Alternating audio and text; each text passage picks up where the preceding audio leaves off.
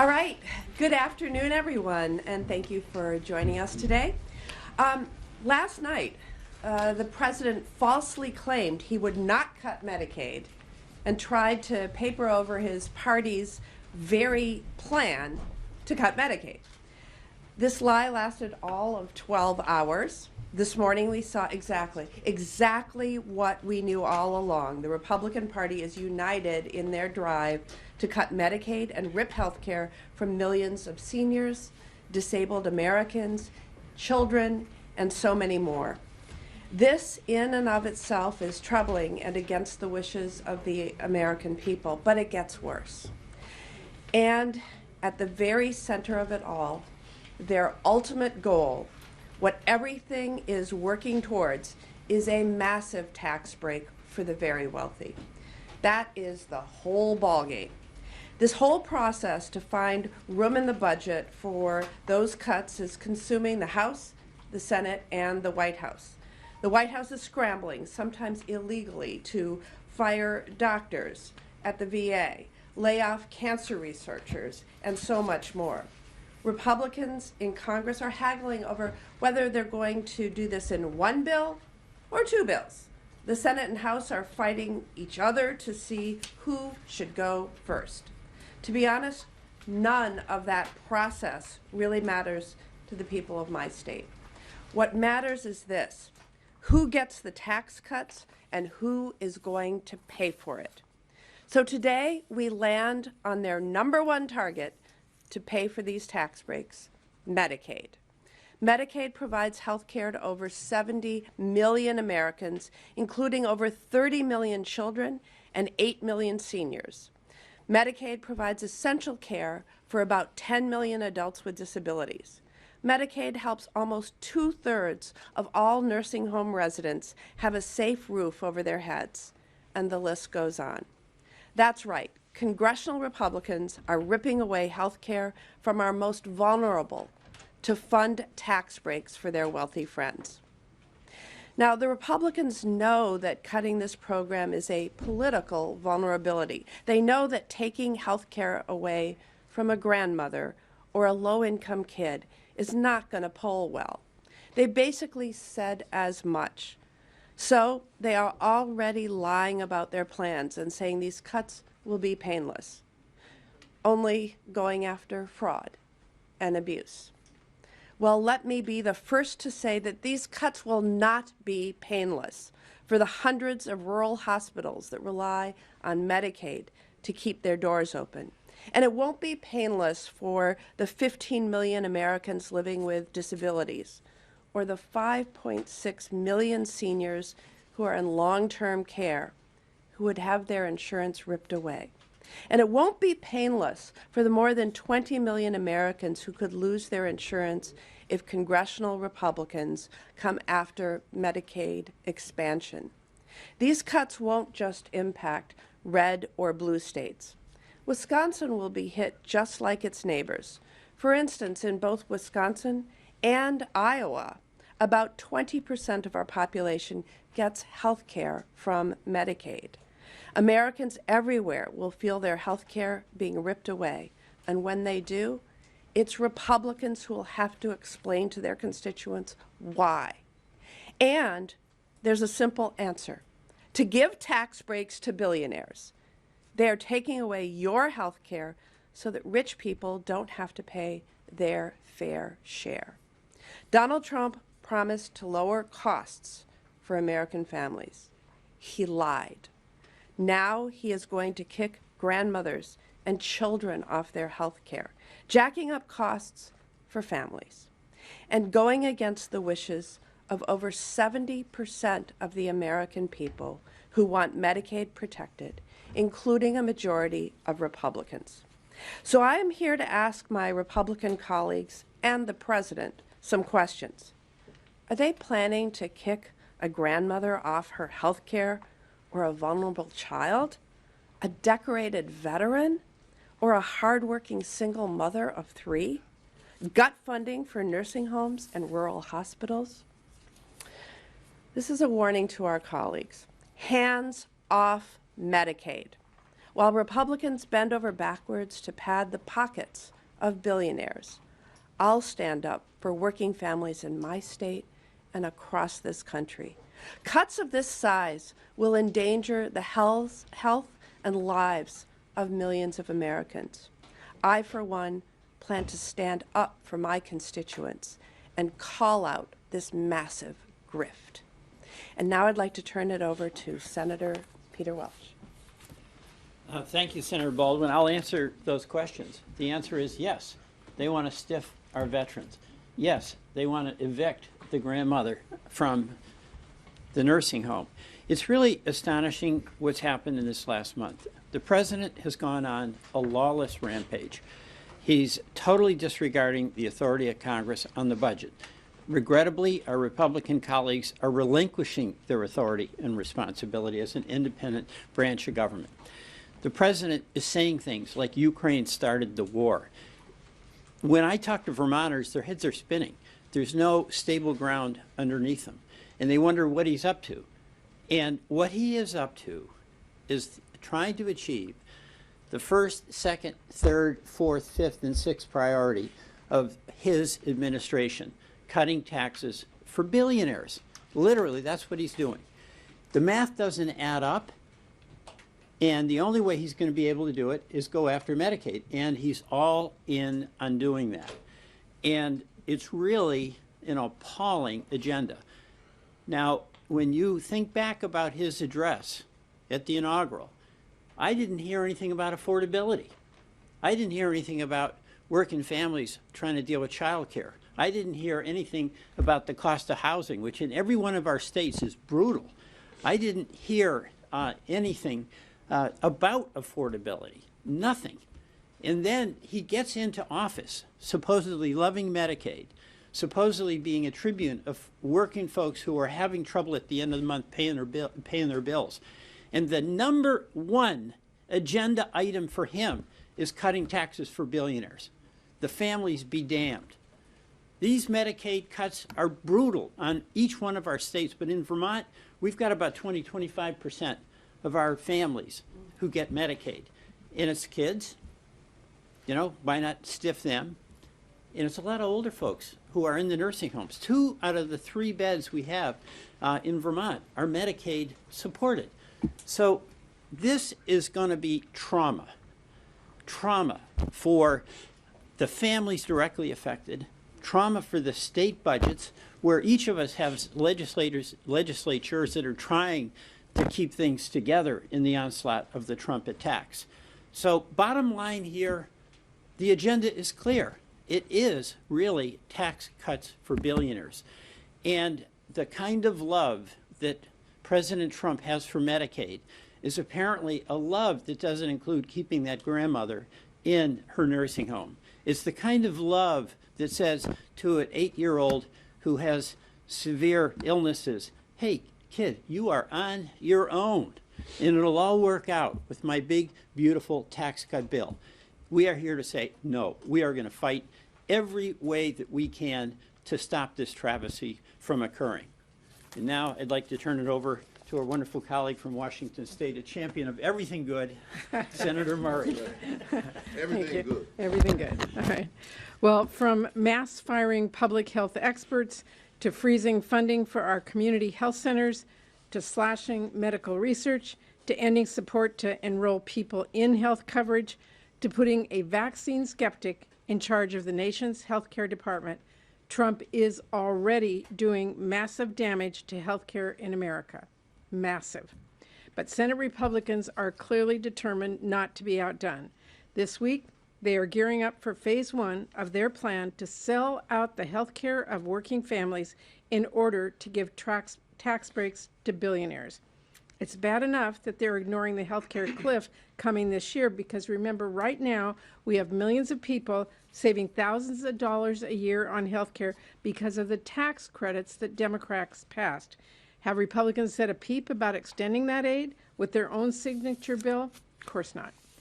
They are perfectly content to let help for working families expire and let healthcare costs skyrocket.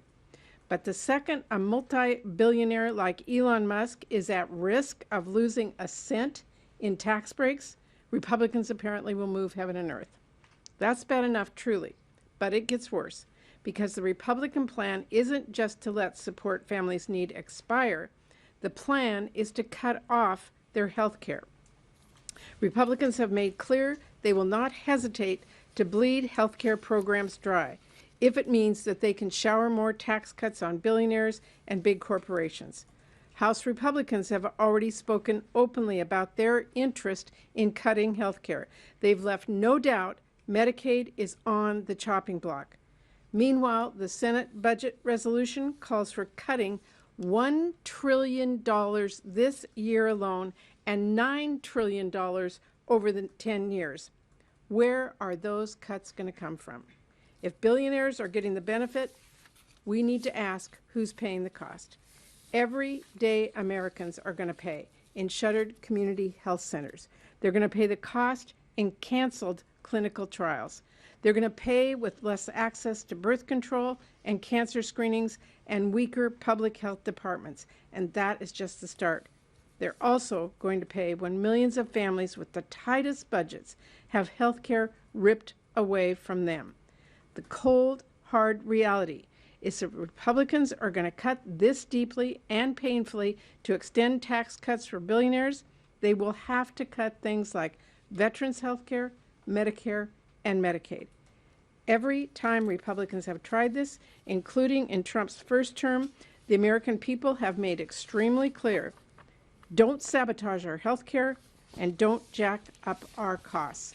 So Republicans may be charging down the same dangerous path once again, and once again, Democrats are not going to be silent, and nor will the American people.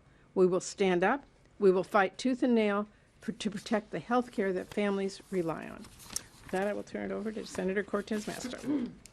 Thank you. I am so pleased to join my colleagues today to really shine a light and bring transparency to what is happening here. As you have heard, President Trump and his Republican allies, they want to gut Medicaid.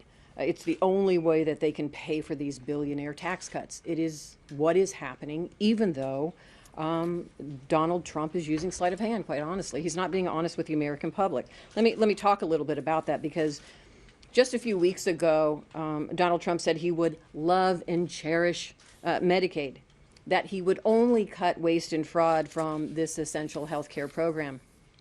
But we know from history that Donald Trump has been trying and failing to dismantle Medicaid since he first got into office. In his first term, he tried to cut Medicaid in each of his annual budget proposals. He wasn't honest with Americans then, and he's not honest with them now.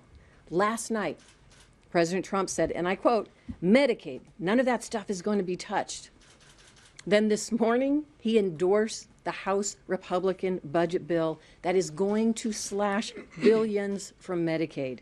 Now, actions speak louder than words, and Americans are watching. I think all of my colleagues here are for getting rid of waste and fraud where we see it. And listen, I served as the Attorney General for Nevada for 8 years. The Medicaid fraud unit was in my office. It was in my office. And we were prosecuting individuals and held them accountable for Medicaid fraud. So I know a thing about this, but that's not Donald Trump's plan.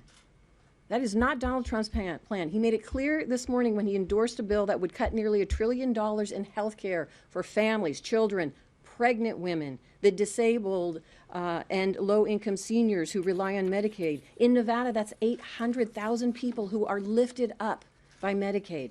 And here is the hard truth that the Republicans and Trump administration won't admit to the American people. They cannot fund Trump's tax scam by just cracking down on fraud, waste, and abuse in Medicaid. To cut nearly $1 trillion, which their budget plan calls for, they have to gut Medicaid. Donald is being dishonest with Americans. It's cruel, it's dangerous, and it'll leave hundreds of thousands of Nevadans without access to affordable health care, just so billionaires can pay less in their taxes. I want to talk a little bit about what this means for Nevada. In Nevada, like many of my colleagues have talked about in their states, we rely on federal funding for the vast majority of our Medicaid program. Without it, policymakers in my state will be forced to make hard choices, cutting payments to providers, cutting Nevadans' health care benefits, or both.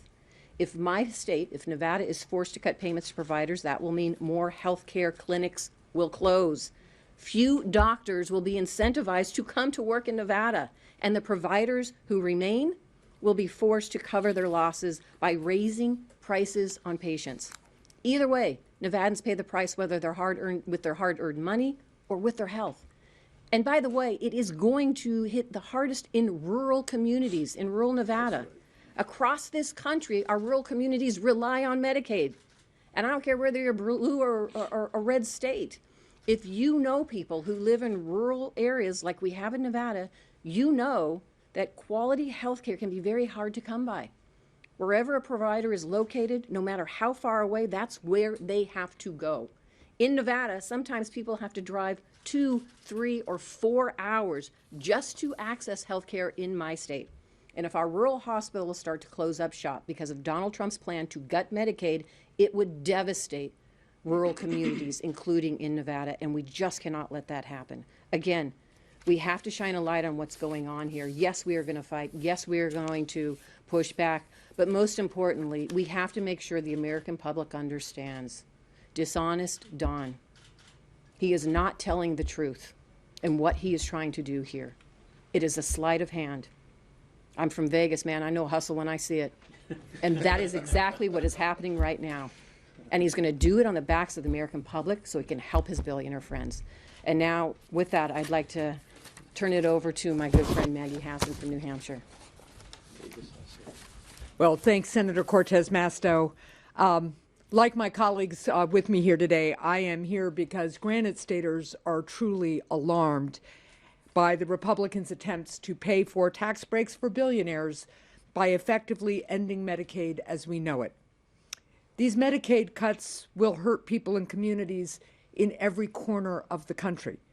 These cuts will harm millions of families across the country, people who matter, and they depend on Medicaid every single day.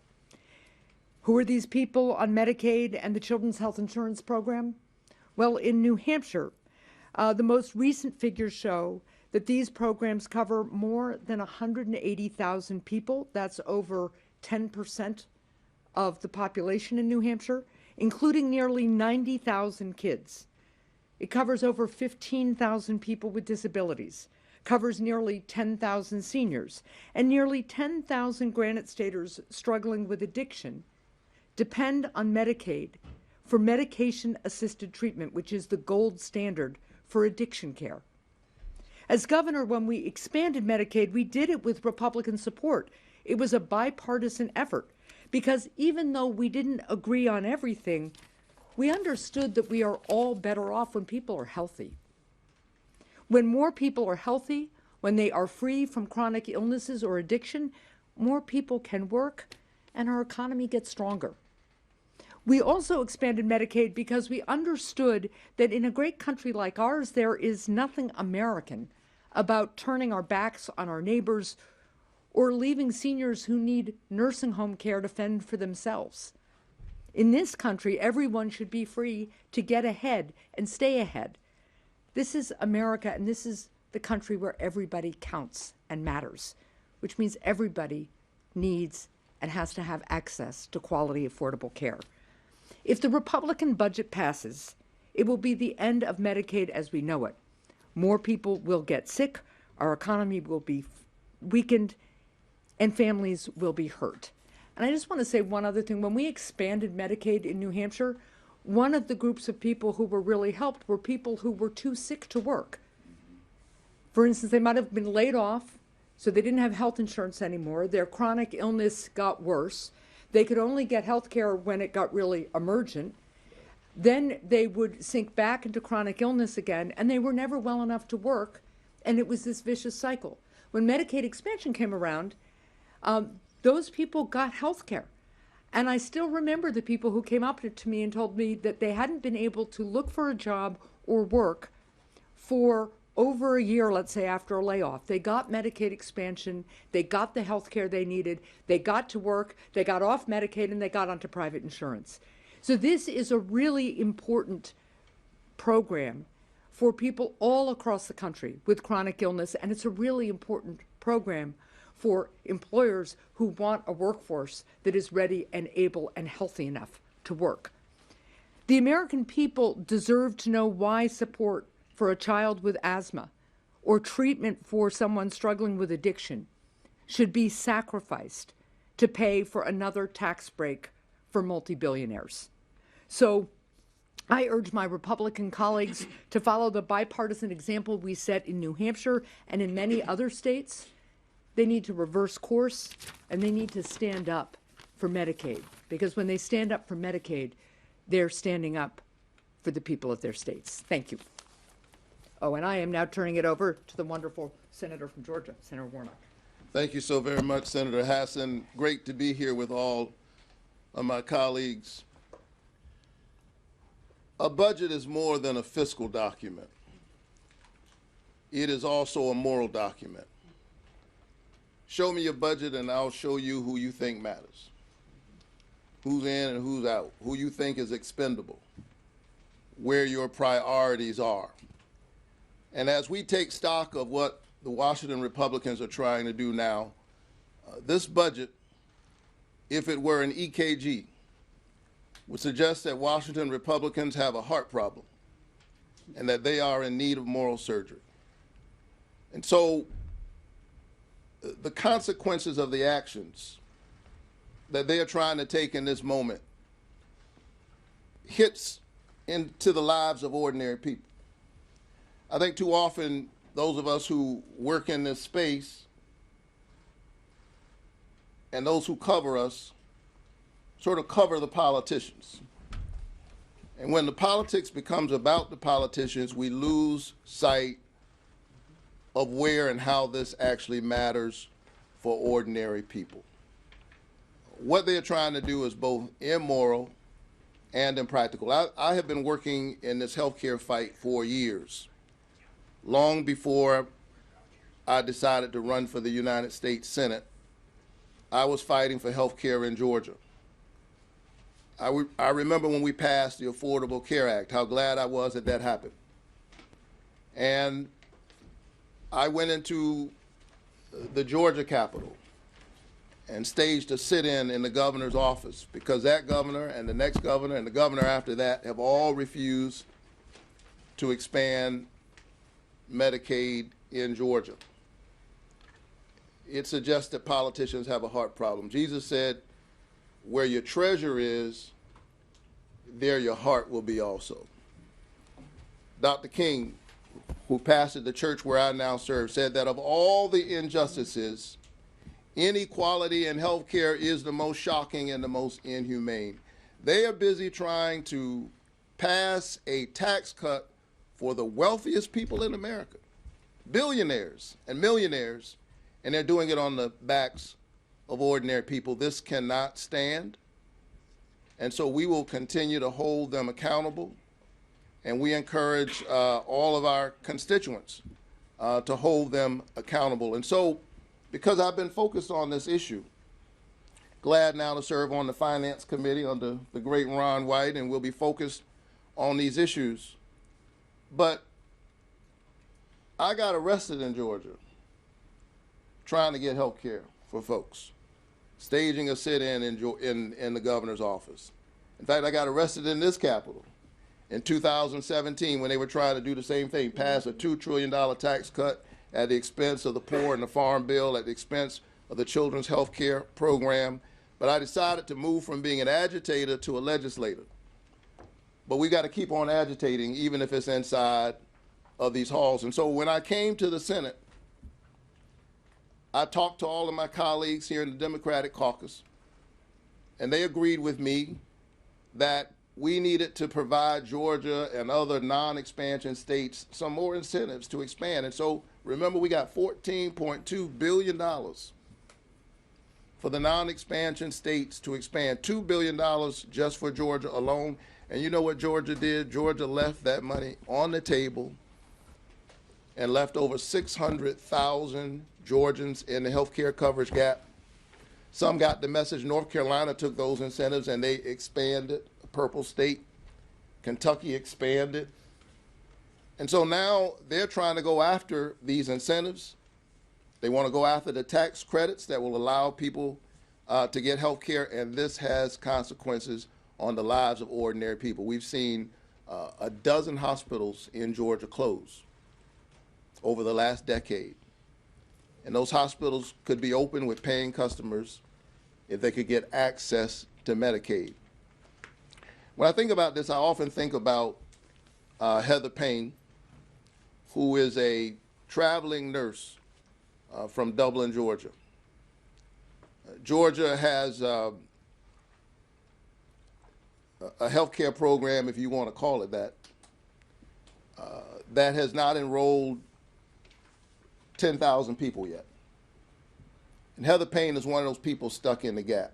As one of my colleagues pointed out, very often we talk about Medicaid expansion, we're talking about the working poor, people who work every single day. Heather Payne is a traveling nurse who was taking care of patients even during COVID. And then because she was a traveling nurse, some days she had health care, sometimes she didn't have health care.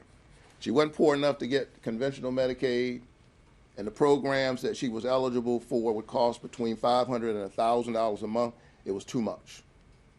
And so one day she realized that something was happening in her body. She knew something wasn't right, but she didn't have enough money to see what it was. And finally she saved up enough money of her own cash to finally go and see a neurologist. And the neurologist said, you've actually had a series of mini strokes that require additional care. And so here she is, she needs additional care, but she doesn't have health care. And so she's literally caught up in the gap between the refusal of the state of Georgia to expand Medicaid and these onerous work requirements in states like Georgia. She's sick, too sick to work, and she's being asked to prove that she can work or that she is working so that she can get health care. Why to give Elon Musk and people like him a tax cut? Let me put this in perspective in closing. Nobody believes a Baptist preacher when he says in closing. I was proud that we got $14 billion to help these states to expand Medicaid. Elon Musk has got $18 billion in incentives from our federal government. And he's the one who's telling us that the rest of us need to tighten our belts. This is backwards. It's not only immoral, it's impractical. We're making the American workforce sicker and weaker, which I think ultimately is a national security issue. And so we've got to straighten out this mess and center the people like Heather Payne, who's waiting right in this very moment to get the health care she deserves. And now I'll turn it over to the chairman of the Finance Committee, my friend, Senator Ron Wyden. Thank you, Senator Warnock. It is a tough act to follow my friend from Georgia. And let me thank Senator Baldwin. She is the chair of our strike team, and she's basically got the NBA All-Stars of the Finance Committee. And I'm going to be really short. The first point I'd make is that nobody should lose sight of what exactly happened this morning. And that is Donald Trump endorsed the House budget resolution today. And this resolution mandates that $880 billion in cuts come from the House Energy and Commerce Committee. Now, I was a member of that committee back in the day when I had a full head of hair and rugged good looks.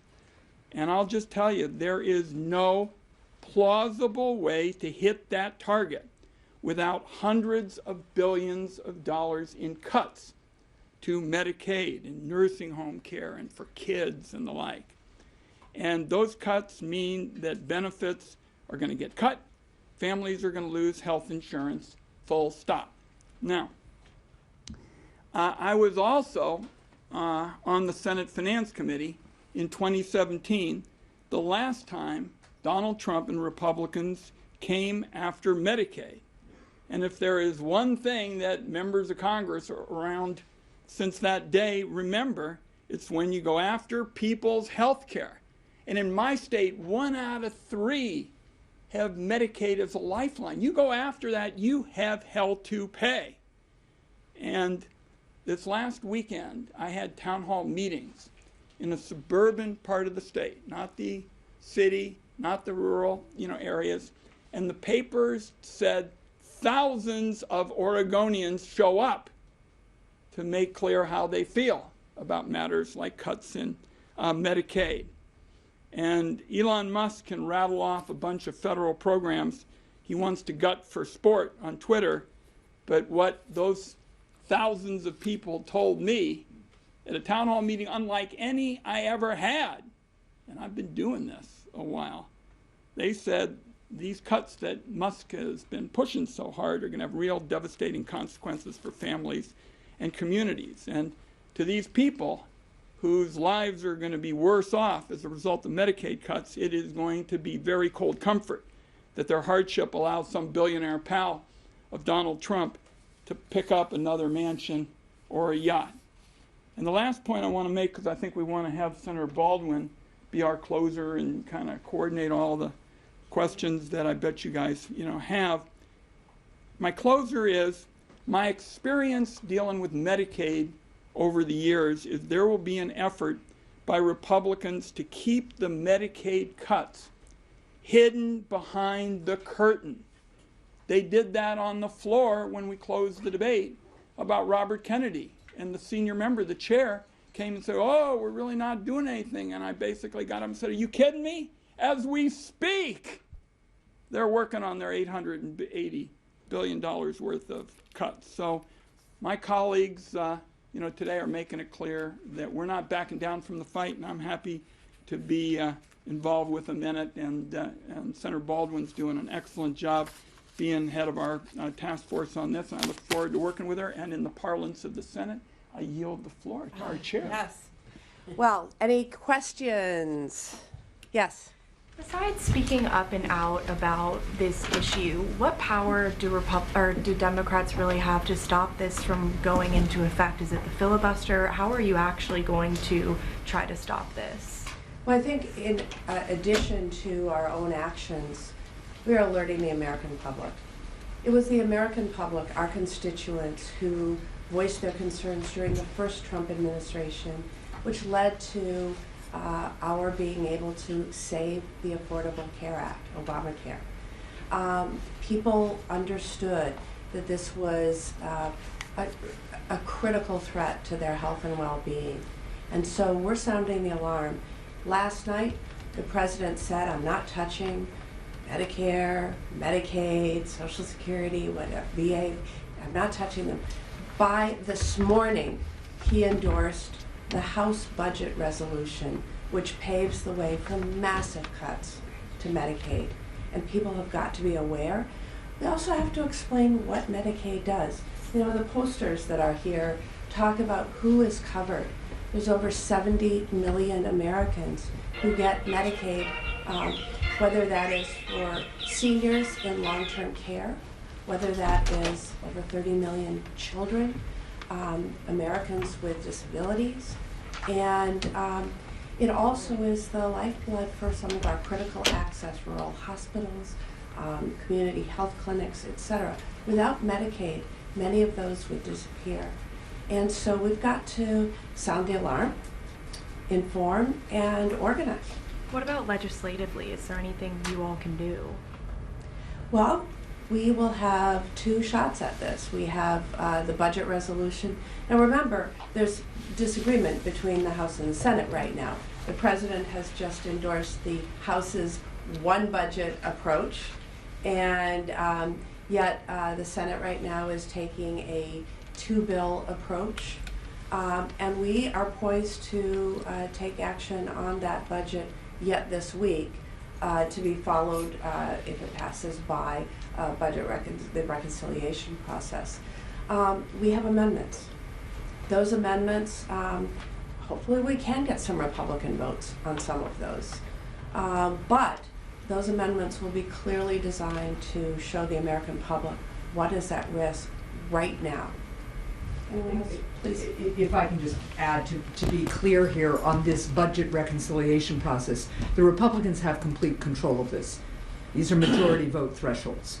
So this is up to the Republicans about whether they are going to go through with the president's commitment to cut taxes for multi-billionaires at the expense of the Medicaid program and other critical programs that the American people rely on. This is what the Republicans are in control of, and it is on them if these Medicaid cuts go through. Have you spoken to Republicans in the Senate that are against these kinds of Medicaid cuts? Well, look, the news of the last 24 hours is pretty new, but we intend to do that. And, you know, this is an issue that affects, as I said in my remarks, blue states, purple states, and red states. And in some cases, the more rural your state, the more severe the ramifications are for deep Medicaid cuts. And so I do hope that not only will we be speaking with our Republican colleagues, but that their administrators of critical access hospitals, the chief medical officers of community health centers will also be reaching out and sharing the ramifications of these cuts with them. Time for one more question. Yes. The Attorney General of North Carolina, a Democrat, did just file a lawsuit back in January alleging Medicaid fraud from, I believe it was a healthcare company. I guess that kind of leads into my question of, is there any reform to Medicaid that's on the table at all for Senate Democrats? Yeah, absolutely. We do not want to see fraud. We do not want to see waste. We want to see efficiency. But let me be clear. The massive cuts that we're talking about in the House budget resolution are far beyond what efforts to pare back against fraud and waste would achieve. We are talking about massive cuts to the very children, people with disabilities, rural Americans, seniors, and that is what we need to talk about. You know, you heard from my colleague, Catherine Cortez Masto, who had in her very office the Medicaid fraud unit. We are all for fighting fraud, just like the Attorney General of North Carolina. But when we're talking about the cuts, the depth that they're contemplating, again, nearly $1 trillion. Their tax break for the billionaires is $4.6 trillion, unless the number has changed. Right. Yeah. And so they're going to be digging deep. They're going to ask the most vulnerable Americans to pay and sacrifice so that Elon Musk and Donald Trump and their ilk, can get massive tax cuts. And that should not stand. We'll say fight fraud, Right. not nursing home services that are a lifeline to the elderly. And I'd also add, look, the Inspector General at the Department of Health and Human Services has a long record of uncovering fraud, going after wrongdoers, holding them accountable, and getting the money back. But the Trump administration, as you know, has fired almost all of the Inspectors General, the very people who go after fraud, waste, and abuse in our government and have a track record of getting results. So, again, they're speaking out of both sides of their mouth here. Thanks. All right, thank you. Thank you.